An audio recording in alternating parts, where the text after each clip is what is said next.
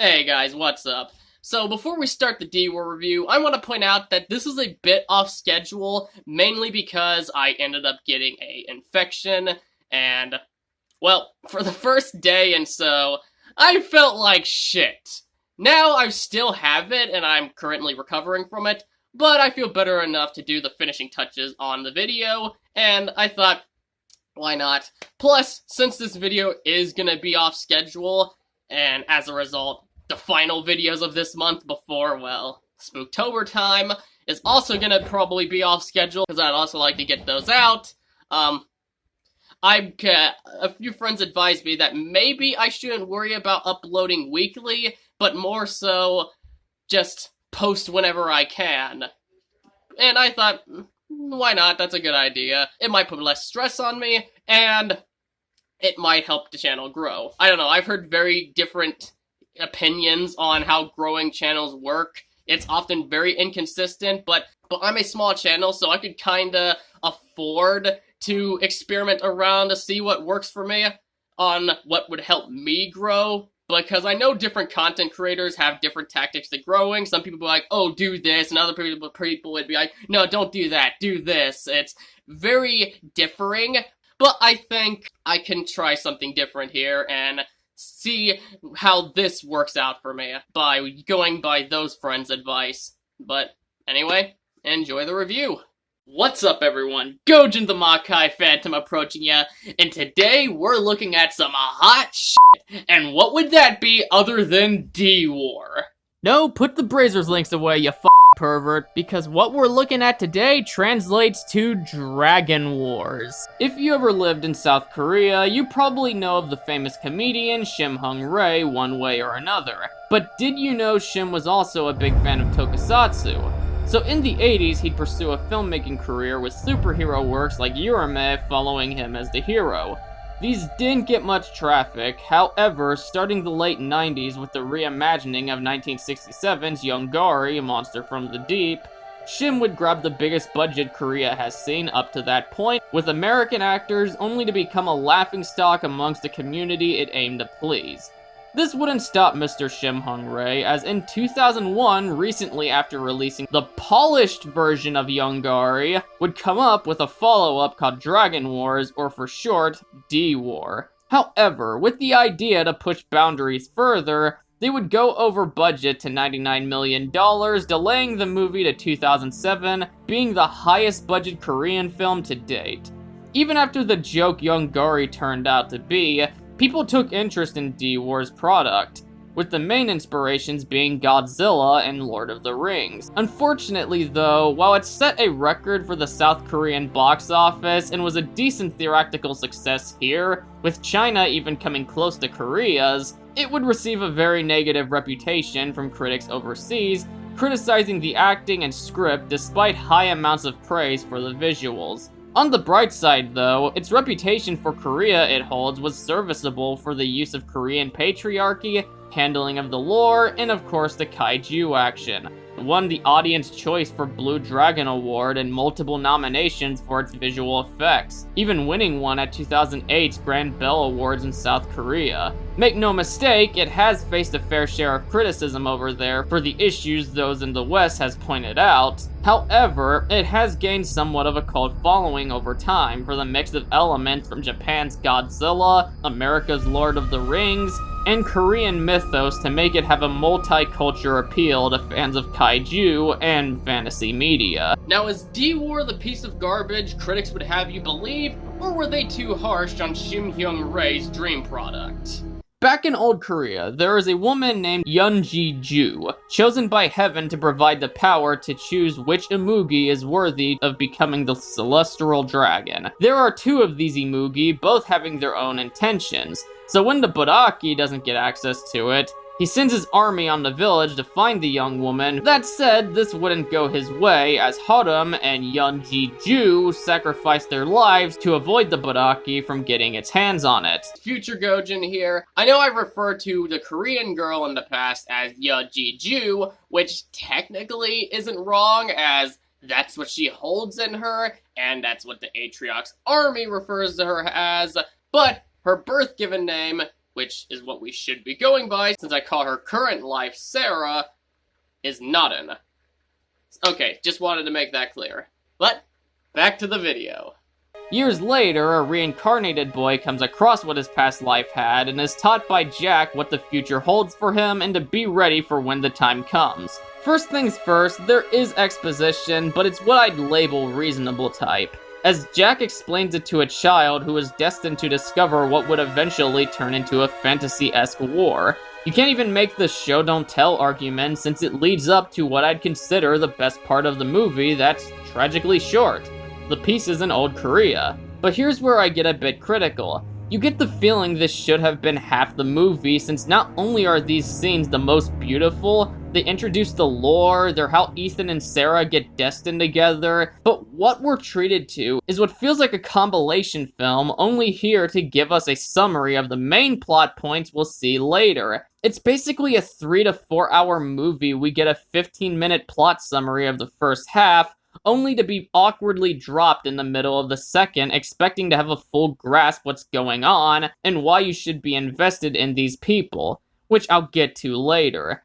The movie goes by fast, but that isn't a good thing in D-War's case, because here is a product of a story that could have been something more. Everything about this does not feel like a film that's only been on for a few minutes. There's just so much going on in the second half, like we're meant to know these people and have a grip on the Destiny stuff. Don't get me wrong, all of that is introduced into flashbacks in Jack's tale, but we aren't given enough to properly digest it all before we're brought to the current day where all of that has returned.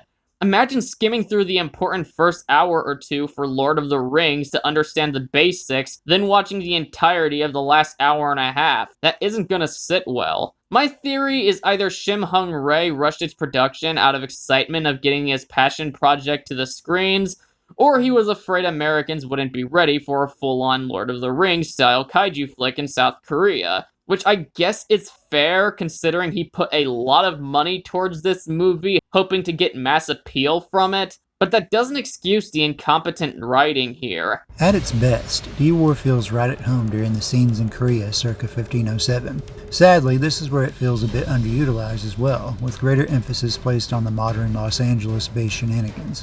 While it makes sense to include the FBI investigating Baraki's attacks, this part of the Los Angeles plot feels the most undercooked. That said, the sincerity applied to the story as a whole is still compelling, but also perhaps off-putting for some given the juxtaposition between Korean fairy tale and kaiju stomping action. No matter the culture, D-War is still telling a timeless tale that connects with people on a base level, should they allow themselves to. On the surface, Dragon War's plot is a simply written tale weaved together by the most basic of story elements. Stop me if you've heard this one. A young warrior and his old master must protect a magical princess from evil forces trying to take her power. It's a tale as old as they come, and this movie, on the surface, sticks to its roots closely, bordering on being cliched. Although I wouldn't necessarily call this a bad thing, simple does not automatically equal bad. I would actually say sometimes that a simpler story is better because it's easier for general audiences to understand what's going on. Why are Baraki and his Aatrox army after Sarah? She carries within her a secret power bestowed upon her by Heaven. Why is Ethan and Jack protecting her?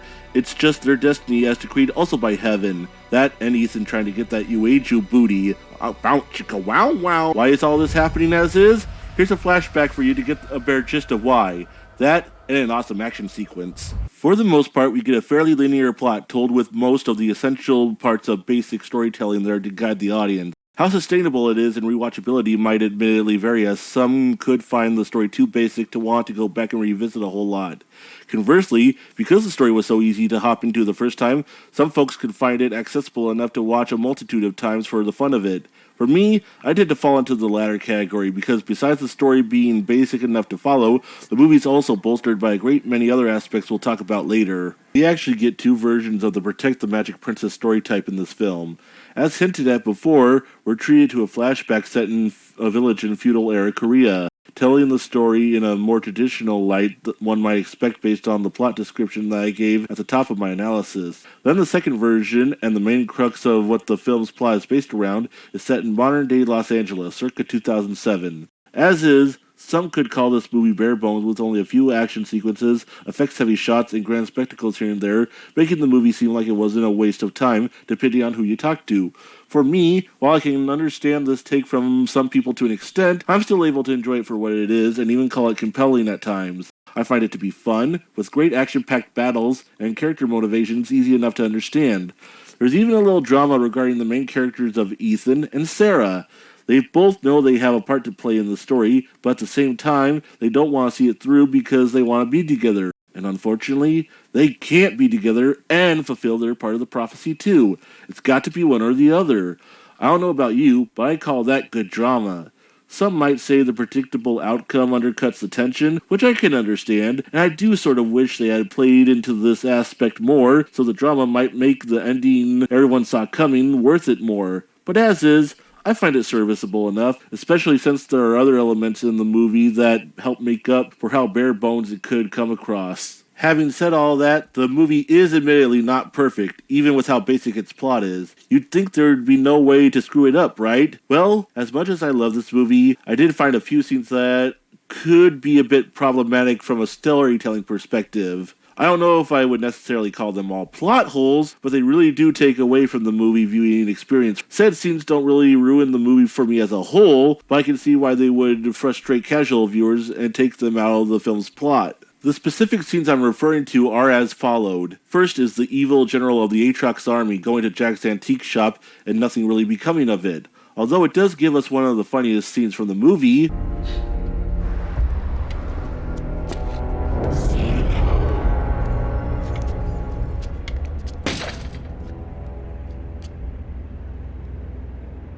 Despite that being amusing, the scene doesn't really have a good payoff, even though it looks like it will. Later, we think it's being followed up on when Ethan goes to the shop and meets the general and all the antiques come to life. But this ends up being a dream Ethan was having. Thus, there was no good payoff to the previous scene of the general finding Jack's shop, and the scene where Ethan is confronted by the general is almost entirely pointless. A similar scene happens later with Sarah coming across the evil general dressed as a security guard in a parking garage. This too ends up being a dream. And then immediately afterward, Sarah is transported to the hospital and in an ambulance. Why didn't Jack just tell Ethan where her house was then? He knew basically everywhere else she and Ethan were since he kept showing up in disguise to help them along. Speaking of which, why didn't he just stick with them? Why wasn't he more active from the start helping Ethan and Bruce find Sarah? Why was he basically a side character and not helping protect Sarah nearly as much as he should have? It was shown during a scene where he helped Sarah against the muggers that he was a very capable fighter and protector. Also, how come we never see this grand cave Jack tells Ethan to take Sarah to? Why is it made to be so important if we don't even get to see at least a peek of what it is? Is the cave Rocky was in when the U.S. Armed Forces were looking for him, the grand cave? If so,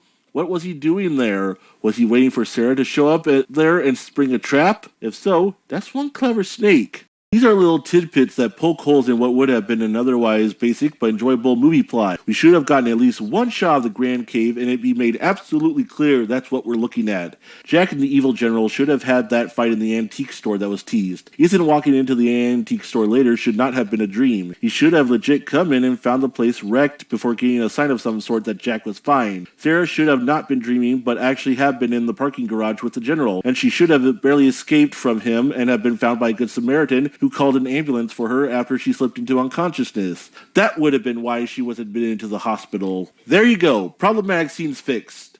But also adding to the runtime that's already around an hour and a half long. A runtime I feel might have been a studio mandate. Like they actually told the director and writer, whose passion project this movie was, that he absolutely had to make this movie under 2 hours to make it more marketable for casual viewers. At least that's how it feels in some aspects. Like, the director, whose name I'm not even going to try and pronounce, he wanted to do more, but studio interference kept him from doing so. And let's face it, this wouldn't be the first time studio figureheads stuck their fingers in cookie jars they had no business messing with. Characters suffer just as much from the pacing, considering this is the reincarnation love story that's built solely off Ethan and Sarah's past lives as lovers. Once again, the moments themselves, for what they're worth, aren't bad on their own. If they had something to work with, these scenes would be perfect to use, as we're given a story about a warrior that fell in love with a woman he was supposed to protect from the Bodaki. and it was through his mission they found each other, with us even seeing Hadam training that would eventually come to play in his current lifeline. These are the best actors too. Look at Hyojin Bon's reactions as Yun Jin-ju, compared to Amanda Brooks as Sarah. She looks terrified and in fear of what's to come, and her relationship with Hadam are legitimately romantic. Meanwhile, this dollar store Brie Larson feels dead on every line she delivers. She's meant to be a heavily stressed out woman, letting the nightmare that's currently going on set her insane. However, she lacks so much emotion, she's basically the undead at this point. My subconscious. What if I'm the cause, the reason for all of this?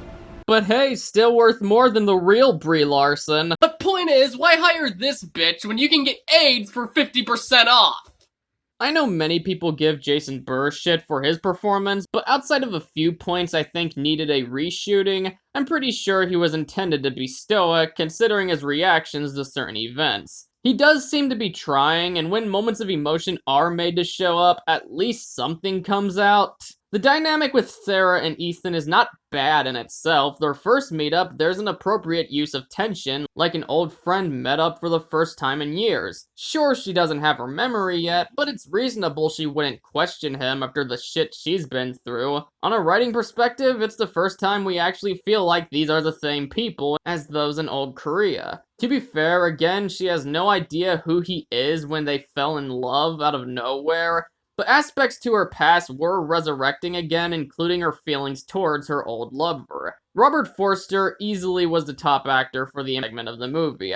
He's an American, but his delivery of the part, you get the feeling he's a wise old man who comes from a long way back. Jack's interaction with young Ethan is very much genuine. He takes him seriously, but not so much he forgets he's a child. It'll be back to redeem himself. This belongs to you now. I've been waiting for you for a long time. Thought you'd be taller, though. On the other hand, this is Ethan's old teacher. We see his training that would eventually come to play in his current lifeline. We see how he raised him, but the reveal of who he was would have been so much more effective if this was half the damn movie. I know this isn't easy to believe, but do you want to know something that's even harder to believe? I am Butchun from 500 years ago, and you are Hadam, the very warrior I raised.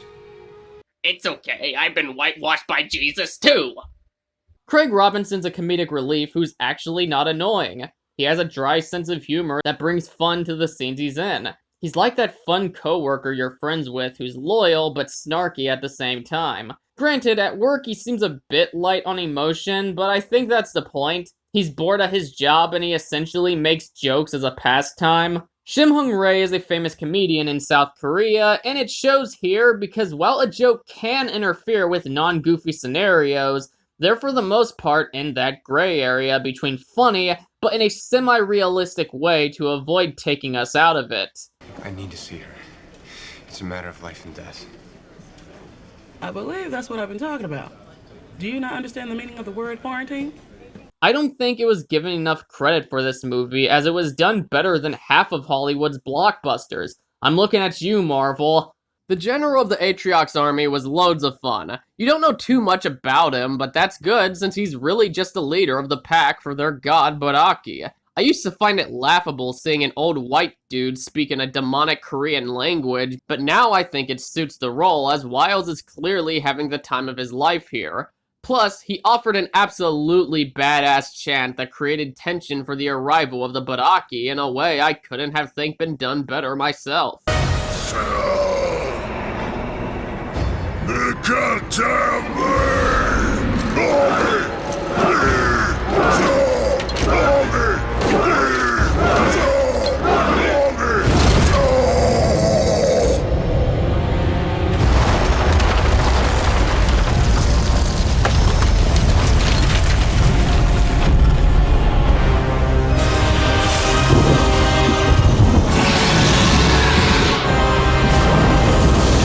You know, for a movie about spreading Korean pride, it sure looks like everyone played in the damn snow, with Ethan being portrayed by none other than Frosty the fucking Snowman himself. Look at that frosty goat. Much like the story itself, D-War feels genuine during its period setting, with the actors and characters being on point. Once again though, when we shift to the modern day elements, things start to feel just a bit more clunky. However, Craig Robinson's turn as Ethan's friend, Bruce, adds just the right touch of levity to counter the sincerity the rest of the film plays on. Had the 1507 Korea segments been more plentiful, the romance between Ethan and Sarah would have had more layers than the basic destiny angle. But again, D-War is telling a story that has worked for generations, so it still works enough for the final film. Gojin has said to me that he feels the feudal Korea parts of the movie should have been expanded into a fuller story, given that he feels the movie should be 3 hours long and have the epic feel of something akin to Peter Jackson's Lord of the Rings trilogy. He has also said that the bulk of the modern day parts of the movie feel like the second half of a longer film. While I do enjoy the parts set in feudal Korea, I must respectfully disagree. These parts don't feel like the first act of a story cut down to me. They're just flashbacks done for the sake of backstory to make the main story in modern times make more sense comparatively speaking. Or at least that's how I see it. But having said that, I still very much enjoy the sequences set in feudal Korea, and the actors' dedication to their bits is a big reason why, despite not being the biggest. That goes to the epic action sequence that closes out the flashbacks. Still, the Korean actors were almost the highlight of the film for me acting-wise. I say almost because we has a Craig Robinson up in this movie. He was the undisputed MVP in terms of acting. Besides getting the funniest line of the movie, here's another. Sarah. Hey, I just met someone named Sarah. Good for you, man. What, you want some cookies or something? he plays each scene he's in with the perfect amount of emotion and reaction. He feels very natural in the part, and I honestly wish he had been in the movie more than he was. I want him to be right up in there. Some could argue the whole ethnic sidekick thing, but come on, don't bring that shit up in here. He's just an actor playing a part that could have easily gone to anyone of any ethnicity. I'm glad who got it though, because I like Craig Robinson as an actor. He's great in every role I've seen of his thus far, whether the actual movie he was in was good or not. And I also happen to find him very funny in the comedic roles he takes. Here, I felt they could have done a lot of good with him as Bruce, because, as is, the character was, for the most part, written competently. It wasn't made out to be the butt of a joke. Anytime he was in a comedic situation, it was from him reacting to a bigger picture that he was on the outside of looking in, or he came face to face with forces that he and the majority of modern civilization would be unfamiliar with and thus wouldn't know how to handle. I still like Bruce as a character for being as helpful and supportive as he is, despite his snarky comments here and there, along with his blatant frustration, hesitations, and reservations. Dr. Seuss, eat your fucking heart out. I think Craig Robinson does a good job presenting all of this in his performance. In fact, a great job. Robert Forster brings a calm demeanor, subtle charm, and subtle charisma to his role as Jack, the reincarnated master, to Ethan, his reincarnated student. To me, at least, he very much invokes the gravitas that Alec Guinness brought to the role of Obi-Wan Kenobi in the original Star Wars trilogy, and his role is all the better for it. I think the movie would have also benefited from his role being expanded, and him being a more active part of the main plot. As shown in the movie, he is a capable fighter, whereas Ethan's fighting prowess leaves more to be desired, let's say. Given this, and the fact that he's shown to have magic powers of some sort, his more active contribution to trying to keep Sarah away from Baraki and the Atrax army should have been written into the script. Maybe then the main plot would consist of more than just Ethan and Sarah trying to run away, or our heroes mostly getting their asses kicked in fights, only to be saved by a Deus Ex Machina at the last second.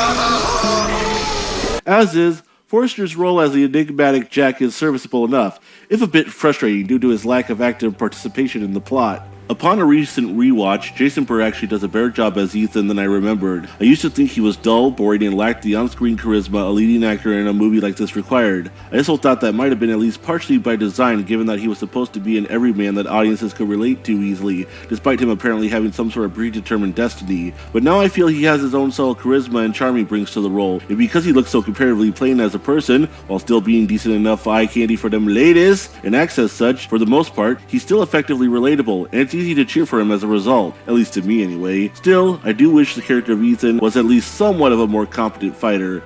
Given that he knew he was supposed to be some sort of grand protector later in life, you'd think he would have at least picked up some karate classes at the Y or something. I wish that his on-screen time amounted to more than just looking for Sarah and then running away most of the time after finding her before two Deus Ex Machinas finish the job for Ethan in the film's climax, as epic as it is. And despite Bird's performance being exceptional, I can't help but want an actor whose work I'm more familiar with and who I'm more of a fan of in the role of Ethan. Like, imagine if Jensen Ackles was in the role. Better known for his portrayal as Dean Winchester in the hit CW series Supernatural, he was getting very hot as an actor around the time the movie was being made. He was even in demand for some lead movie roles himself. Imagine the charisma he could have brought to the role. Plus, they would have had to write in better fight scenes for the Ethan character if Ackles was cast. But if that happened, Ethan probably would have lost the everyman feel Jason Bird brought to the performance. Because as much as I love Jensen Ackles, let's face it, his performance would have most likely been the modern day equivalent of the larger-than-life action movie leads in the vein of Sylvester Stallone, Jean-Claude Van Damme, Chuck Norris, Arnold Schwarzenegger, and so on. Not necessarily a bad thing, but it all depends on what you want. Do you want an everyman who feels like he's in over his head that you can cheer for and even fear for? Or an action hero who can make you feel like everything will be alright no matter what, possibly losing some of the drama and suspense in the process? It's probably a case-by-case basis, but as is, Jason Bird is more than good enough as Ethan for me. He's brave, kind, relatable to an extent, and he pushes forward even though he's basically outmatched. Some would say that a movie's plot is only as good as the characters in it. And some might also accuse the characters here of being written fairly simple, just like the film's plot. From my perspective though, I find the characters to be serviceable enough, as are most of the cast and the roles. I found the Korean actors in the flashback scenes to be more than competent in playing the characters they were. In fact, I enjoyed their performances a great deal. They handled their parts with a sense of professionalism and class that made it seem like they really believed in the material they were given to perform. Then we have the female lead in Amanda Brooks as Sarah, and I'm sorry to say, acting-wise, she's this movie's biggest problem. Her acting is very mixed, showing the right amount of emotion required in some scenes, while there are others where she barely emotes at all, undercutting the drama of the situation going on. I don't know if there was a miscommunication between her and the director about how much to emote because of language barriers, or if she just didn't know how to go at the material, or if her inexperience as an actress at that point might have been a factor. Whatever the cause, her mixed acting makes me wish at times that a different actress was playing the role. But because I've seen this movie so many times as is, I can't imagine the movie without her that much. Some might want Sarah to be more proactive in the plot and to be less of a damsel in distress. On the surface I can see what they mean, but there are moments in the plot where Sarah does contribute in terms of invoking drama and progressing the plot. The biggest moment coming at the end when she ultimately decides to stop running and embrace her destiny. You could look at it as her being emotionally responsible enough to know she has a job that needs to be done. That's certainly how I prefer to see it. Some might find Sarah's romantic relationship with Ethan to be basic, tacked on, or paper thin, but I actually think it's deeper than that. When you consider that the Korean princess and her bodyguard in the flashbacks became romantically linked and realize that those characters are technically the same characters as Sarah and Ethan, and that their fates are interwoven by destiny, it does make fundamental sense. It's just that the plot seems basic and superficial on the surface, so it may entice people not to think about the smaller nuances as much maybe. So while Sarah's a mixed bag in this movie, I prefer to focus on the positives because, in my opinion, they outweigh the negatives. Michael Shamus Wiles as the evil general of the Aatrox army is sufficient. Aside from Wiles holding his own in the role as an actor, his character is presented well for the most part, and is made all the more intimidating by his tall stature, his distorted voice, his attire, especially his full body armor, and how he's always the one leading the charge for the evil forces, aside from Baraki himself. Still can't help but wish a more imposing actor was picked for the role of the evil general. No disrespect, Mikey, but when not wearing your helmet, you look like someone's middle-aged daddy. I also wish the character had a better name than just evil general. Seriously? Only evil general? That's it? Nothing like General Damos? General Lotron? General I fuck your shit up? Anything? Anyways, actors' names that come to my mind from around the time period this movie was made that are most suited for the role include Arnold Vosloo or Michael Clark Duncan. Rest in peace, real Kingpin. You were taken from us far too soon. As is, again, the character and actor playing him are sufficient. The rest of the actors in this movie are more than competent in their roles in my opinion. There are some major supporting characters I could single out to analyze, but I just wanted to go through all the main characters and bunch up the rest together in their own section. Nobody in the supporting cast gives a bad performance. They handle their parts well, react as naturally as they can given the situations their characters are put in to deal with, and I don't think there's anyone I could really call bad in the bunch. As critical as I was to this point, we're jumping in where the movie truly shines, so prepare yourself. When it comes to the kaiju action scenes, this is one of the only times we see the monster causing havoc amongst the city with a military battling an army assisting it. The destruction of what's caused by the Bodaki army, it's like seeing medieval Europe battle old Asian warriors. It's refreshing scenery and like a battle of two old school cultures. It leads to Mike Bay levels of explosions and so much going on for the eye to capture. It's literally a feast on the eye since there's so much to take in, and I mean that in a good way. We get new weaponry versus old weaponry and sorcery alongside their beast. There is no doubt the goal of this movie was to push the boundaries of what a South Korean budget can accomplish. I will admit, as good as the digital effects are as a whole, there's points they didn't exactly stand the test of time, but to its credit, what you're looking at is a spectacle-driven movie from South Korea in the year 2007. Give them credit for 75% of the time looking like what Hollywood could bring up. The Amugis, in my opinion, are a breath of fresh air from the traditional kaiju. Snakes are such an underused concept for kaiju, so it's nice to witness a Godzilla style of action sequences caused by giant creatures that slither. It's just based enough off how the real thing behaves while keeping that fictionist badassery we want out of these movies. They're similar enough to believe they're the same species, but they're also different where during their battle you can tell who's who. And that screech from the Bodaki is downright haunting, you wouldn't think it came from heaven. Which I will add, the final fight is brief, but all in all, it's that of satisfactory. There's bits of tension showing the Bodaki to have the upper hand for the tables to turn in such a visually appealing way. It's fast-paced and stops for nothing.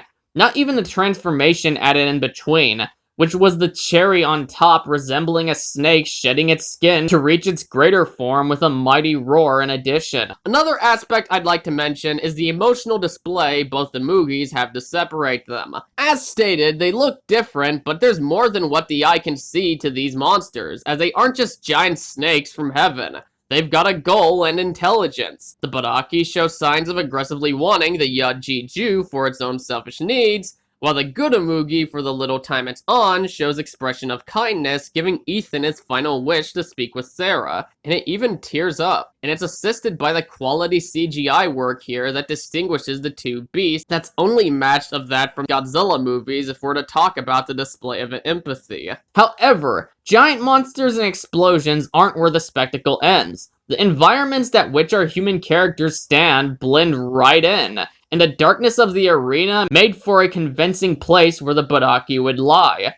This is, by far, where D-War's main appeal lies, because direction of actors being questionable or not, D-War was ahead of its time in breaking the barrier of quality CGI kaiju carnage. The movie comes truly alive in these moments, and they are what are most remembered, whether it be the siege on Los Angeles by Baraki's forces, or the final battle in what looks like another dimension between Baraki and the good Amugi, who should have had their own name, but I digress. Imagine if the Terminator had been able to bring back a full Skynet army with him, and you have this movie in a nutshell, just with the Korean fantasy skin. The special effects look pretty damn good and hold up for the most part. There are some moments where the creatures look a tad too blurry or obviously superimposed into a shot, or the layering on the CGI for the creatures wasn't fully rendered, but it's not enough to take away or distract from the viewing experience. There are some really awesome shots of the creatures, especially Baraki or the Celestial Dragon at the end of the movie. There are also some wide sweeping shots of the army of evil beings and creatures that will either look really awesome or like cutscenes from a video game, depending on how cynical you are. For me, those shots look cool, as do all the monsters in this movie. Seriously, from design to sound effects, powers, and presentation, the monsters in here are all freaking awesome. Besides Baraki himself, who steals almost every scene he's in, there is the theropod-like cavalry of Shao Kahns, the fleet of Western Dragon-like Bulkos, and the heavy artillery-toting Dawdlers. Also, the good Amugi is awesome in every scene he's a part of too, especially when he becomes the Celestial Dragon. Should have gotten his own name though. Seriously, the evil Amugi gets Baraki, and the good Amugi only gets, well, the good Amugi? The fuck is up with that shite? No, him becoming the Celestial Dragon later does not make up for his lack of a good name. Even though the Celestial Dragon is still a pretty cool name, I must confess. Besides that, I also would have liked the G.N.O to have played a bigger role in the film's plot. There's a big battle in Los Angeles in this movie, and while it is absolutely awesome, imagine if the G.N.O got in on it too. He and Baraki fight at the beginning for a bit before Baraki retreats as he ultimately ends up doing in the final product, but with the G.N.O chasing after him so the rest of the Los Angeles battle sequence can play out as it actually did in the movie. That'd be pretty cool, right? Some may say it would take away the impact from when he shows up in the film's climax, but I don't fully agree. I actually think it would help set a precedent and help general audiences be okay with the G.N.O showing up like he did, rather than have it possibly feel random and out of left field, or like a Deus Ex Machina. Guess that particular debate is a different strokes for different folks things. I still feel like what happened as is was good enough. I do like it, but I feel more of the G.N.O could have helped the final product a bit. But yeah, overall, the effects are pretty good, if inconsistent at times, and all the monsters in here are badass and given awesome moments to shine that we'll talk about in just a little bit. The fight scenes and action sequences in this movie are glorious. There are 3 big action set pieces and none of them disappoint. There's the attack on the Korean village in the flashbacks, the big battle in Los Angeles, and the fight between Baraki and the G.N.O in the climax. All of them have big fight feels, moments of grand impact, and the first and last action sequences even have moments that could get a small scare out of the younger folks watching, or those who are easy to leave an impression on. The battle in Los Angeles is easily the best action sequence in the entire movie. Seeing modern warfare put up against ancient magical beings and monstrous creatures is just such a spectacle that can't be done justice with a description. You just gotta see it for yourself. When it comes to the final battle between Baraki and the G.N.O, some might think you can't get a lot of mileage out of 2 giant serpentine beasts fighting each other, but actually, they managed to pull it off fairly well. The fight was engaging and very entertaining, especially after the G.N.O becomes the Celestial Dragon. There are some money shots in the last sequence that are just too cool for words. I still think there's a little more they could have done with the fight, but as is, it's still pretty awesome. Musically, once again, D-Ward knocks it out of the park. There's a fair blend of kick-ass blockbuster score with some rather soothing Asian music. You'd almost think at least somebody involved had East Asian descent, but that is none other than Steve Jablonsky, who worked on Transformers and, for horror fans, the Texas Chainsaw Massacre remake. Even the action sequences aren't traditional blockbuster fare. It's cultural, and you have to give him credit for adding that effect with a movie focused on Korean pride.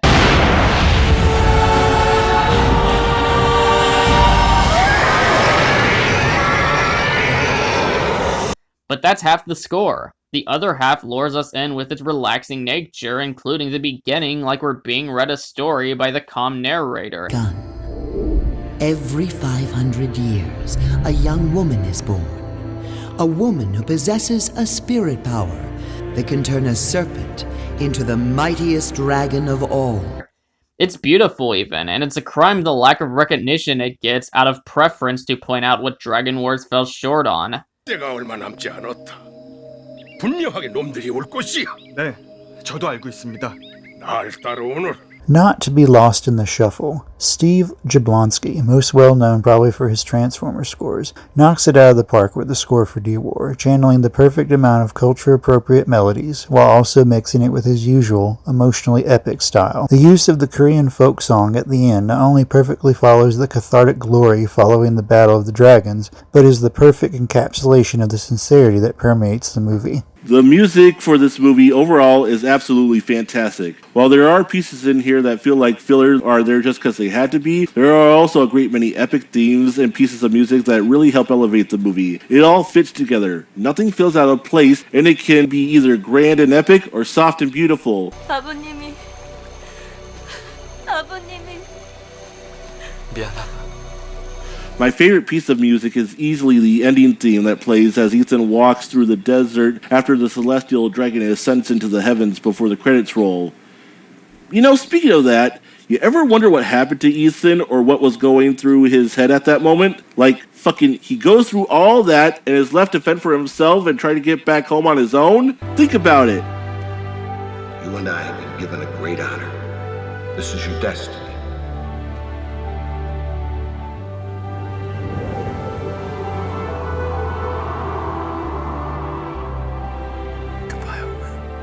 Well, I lost my girlfriend. Again. Before I could get laid. Again. Now what the hell am I supposed to do? Couldn't teach me that magical sand transport thing before you left, Jack? Gee, thanks, you useless piece of shit. Am I gonna die out here? Where even is here? Can I call an Uber? Do I even have service out here? Oh, I don't. I see. Well, shit! Anyways, the end piece is apparently a Korean folk song, if I remember correctly, and the director was very insistent on having it in the movie, if not insistent on it actually ending the film. And honestly, I can see why. It's just so beautiful.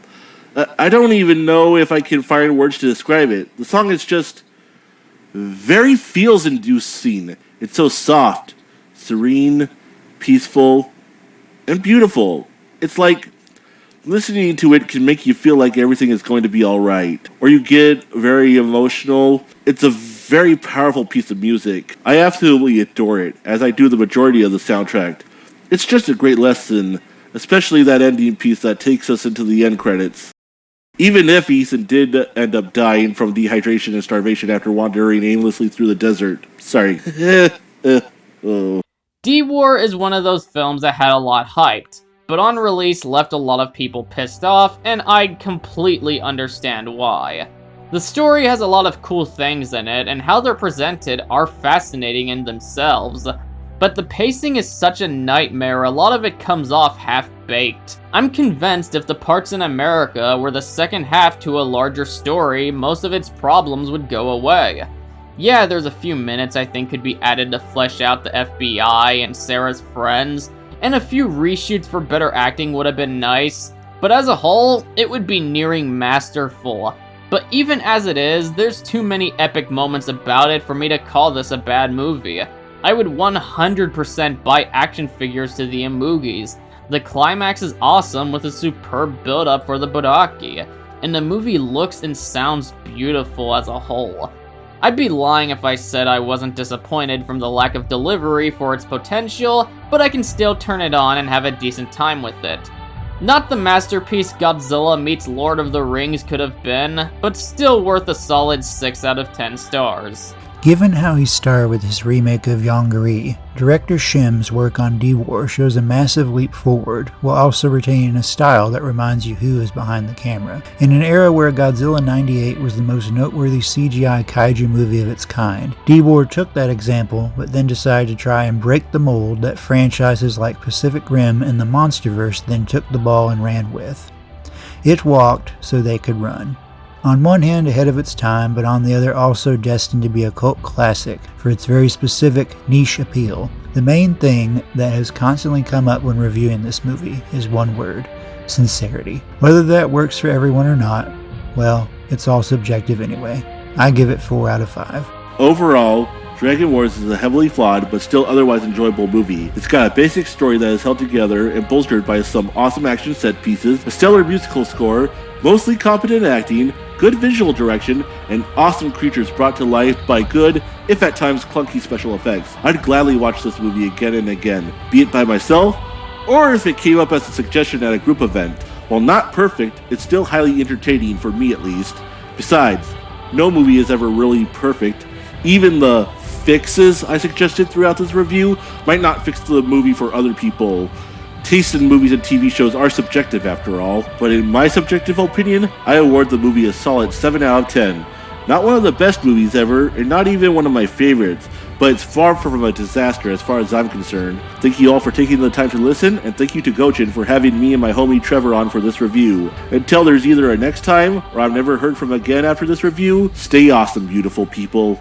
Anyway, that was it for this episode. Please comment your thoughts down below, and if you enjoyed it, smash that like button, share it around, and subscribe. Make sure to hit that bell for notifications to keep up to date on all my future content. Also make sure to check me out on social media and alt tech. Links are in the description down below. Alongside Anime Anteiku, they have been very helpful to the growth of this channel, and I can't thank them enough. This is Gojin the Makai Phantom, leaving the building.